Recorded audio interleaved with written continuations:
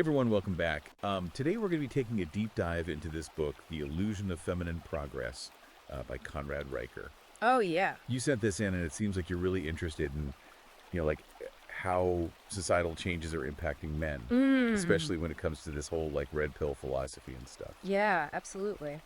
I think this book is really interesting. It kind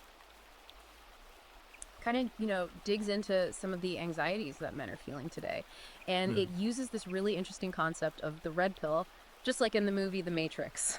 Oh, right. That whole red pill, blue pill choice. All right. And Riker uses that as this kind of metaphor for like waking up to the realities of like gender dynamics and Yeah. societal structures. Yeah, and I'm guessing that for a lot of the men who connect with the red pill idea, it's a lot about seeing how traditional masculinity seems to be maybe declining and how that's impacting their lives. Exactly. And I think Riker argues that society has become increasingly feminized, and he uses some really interesting examples to illustrate this point. Like, remember Fred Flintstone? Oh, yeah. The classic, working class dad. Yeah. And he compares him to male characters in shows like The Big Bang Theory. And he argues that the media often shows men as incompetent or even villainous these days. Okay, so how does this tie into this masculinity crisis that Riker talks about? Well, he suggests that men are struggling with their identity because those traditional roles that they used to have, like provider, protector, those things are being eroded. Right. And he even tells the story of Mike, this guy who was like a star athlete in school, you know? But he just felt lost as an adult, like the world no longer valued his strengths. Yeah, and I think that's something that a lot of men can relate to. What's interesting is that he links this directly to men's mental health. Yeah. He brings up the statistic that men are 4 times more likely to commit suicide than women.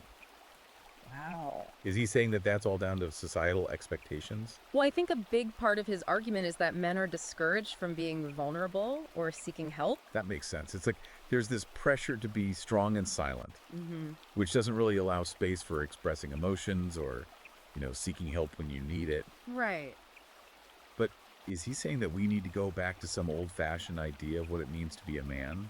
I don't think so. I think he acknowledges that things need to evolve. Okay. But he's highlighting the potential consequences of throwing out traditional roles and values completely. Yeah. I think he's saying we need to find a balance.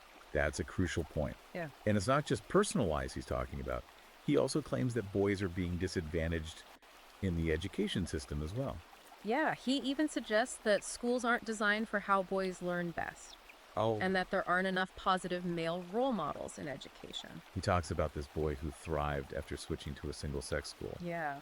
That's a pretty radical solution, isn't it? I mean, could that even work for everyone? That's a big question.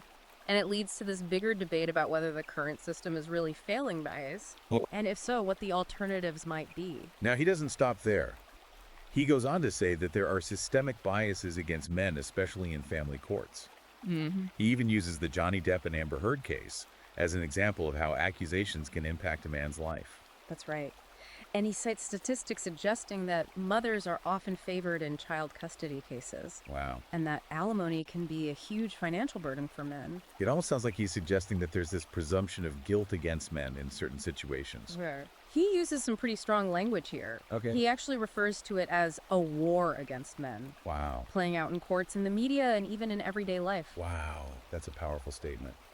I'm really curious to hear more about this war against men and how he thinks it's affecting society as a whole. Yeah, But maybe that's a good place to pause for now and pick it up in the next part. I agree. There's a lot to unpack here. Yeah. And I think diving into the specifics of his argument will be really illuminating. Sounds good. We'll be back to dig deeper into the illusion of feminine progress after a quick break. So this war against men that Riker describes, it's really central to his argument. Yeah, I'm curious about that. How does he actually define this war? This is a pretty provocative term. Well, he points to this idea of a victim narrative that's become really prominent. Okay. And he says it often overlooks men's struggles. Uh-huh. He even uses the hashtag #MeToo movement as an example. Okay. While he acknowledges its importance, Yeah. he questions whether it sometimes goes too far and silences men. I see where he's coming from. It's like he's saying we need to be careful not to shut down men's perspectives. Even as we're trying to address legitimate concerns about harassment and abuse. Exactly. Okay. And he's not saying that we should dismiss women's experiences at all. Right. But he is urging us to consider that maybe there are multiple victims in some situations, Right. and that men's pain is often ignored. I'm starting to see how he links all of this back to the mental health crisis we were talking about earlier. Exactly. He argues that this dismissal, combined with societal expectations that men should just be strong and silent, contributes to the higher suicide rates among men. That's a pretty sobering thought. It makes you realize how much these unspoken expectations can really weigh on people. Yeah, and he goes even further. Yeah. He talks about the fatherless epidemic and how growing up without fathers is affecting society, especially boys. What's his take on that? He connects fatherlessness to issues like crime, poverty, and even problems in education. Wow. He's a big advocate for fathers being more involved in their children's lives. You know, when you lay it all out like that, Yeah. it's pretty clear how he connects all these different pieces, from individual struggles to societal trends. But so far, we've mostly focused on the problems. Does he offer any solutions? He does. He actually spends a good chunk of the book exploring what he calls the reclaiming of masculinity. Okay. I'm interested. What does that look like? Well, he talks about the importance of positive male role models, Okay. both historical figures like Theodore Roosevelt and modern day figures like Jordan Peterson. Those are some pretty diverse examples. Yeah, and it seems like he's saying that men need to step up and become leaders, mentors, and role models for the next generation. That makes sense. Yeah, But what about those broader societal trends he was talking about? Does he address those? he does. And this is where things get even more interesting. Okay. He dives into this concept called hypergamy, Okay. which he describes as women's natural inclination to seek out partners who have higher status resources and offer more protection. It's like that old saying, women want a man who can build a house, not just live in one. Exactly.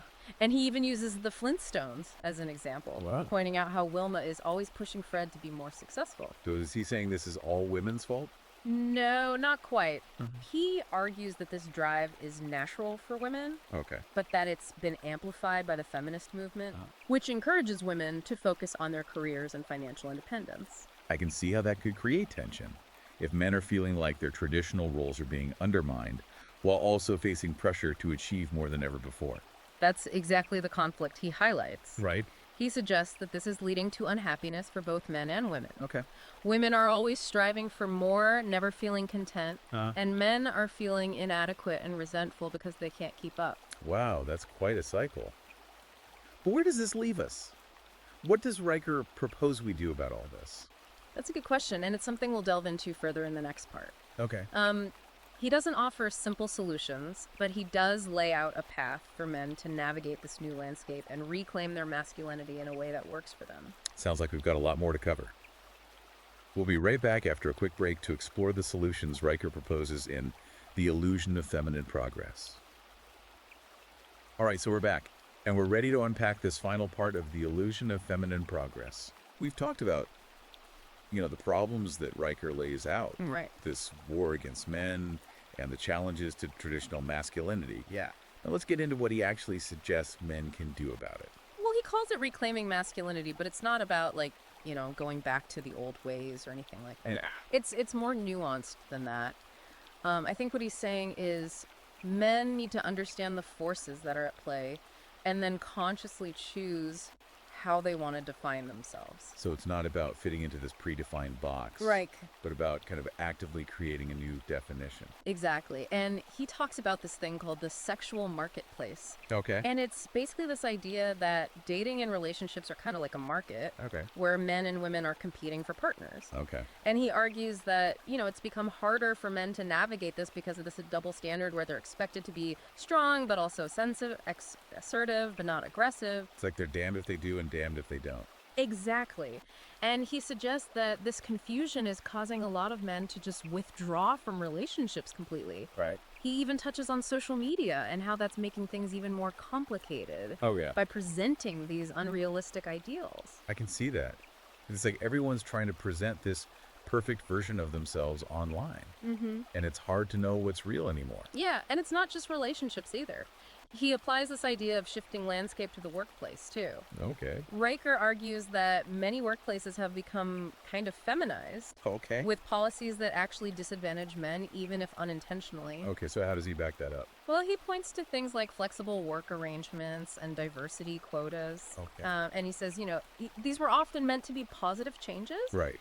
but they've ended up pushing men aside, making it tougher to advance in their careers. It's almost like the very things that were supposed to create equality are now creating a new kind of imbalance. That's exactly his point, and he talks about this growing number of men who are choosing to opt out of the workforce altogether. Wow. Because they feel like this system is rigged against them. That's a pretty extreme reaction. Yeah. Is he saying that men should just give up? No, not at all. He actually stresses the importance of men stepping up and taking on leadership roles, Okay. but in a way that's authentic to them, not just conforming to what society expects. So it's about finding that balance again. Like we were talking about earlier, embracing strength and assertiveness, but also compassion and empathy. Right. He seems to be advocating for a more holistic view of masculinity. Yeah. He even discusses this concept of male emasculation, Okay. where men are stripped of their power and their self-worth. It seems like what he's saying is that the pendulum has swung too far in one direction, and now we need to find a way to kind of bring it back to the center. Exactly. And he's not just talking about individual men here. Yeah. He ties this back to fatherhood. And he argues that these societal shifts are making it harder for men to be good fathers. Oh, so Well, he points to things like high divorce rates, single motherhood, and bias against fathers in family courts. okay. And he's basically saying it's creating a generation of fatherless children, which leads to all sorts of problems for society. So what's the answer? How do we fix this? Well, he advocates for reforming the family court system to make it more fair for fathers Okay. and encouraging shared parenting. Oh. He also emphasizes the need for positive male role models, not just in families, but in society as a whole. It's interesting that he links all these seemingly disparate issues, from sitcom dads to family courts to the way men are portrayed in the media, and ties them all back to this core idea of redefining masculinity. Yeah, it's a pretty ambitious argument for sure, Yeah. but it definitely gives you a lot to think about. Absolutely. So for our listeners who are, diving into this topic, where do they go from here? Well, reading The Illusion of Feminine Progress is a great start. Riker offers a lot of food for thought, Yeah. and it's sure to spark some interesting conversations. You can find it on Amazon Kindle and Google Play Books. Awesome. Well, thanks for joining us on this deep dive. Yeah, thanks for having me. It's been a really fascinating conversation, and we hope you've come away with some new insights into this complex and ever-evolving topic.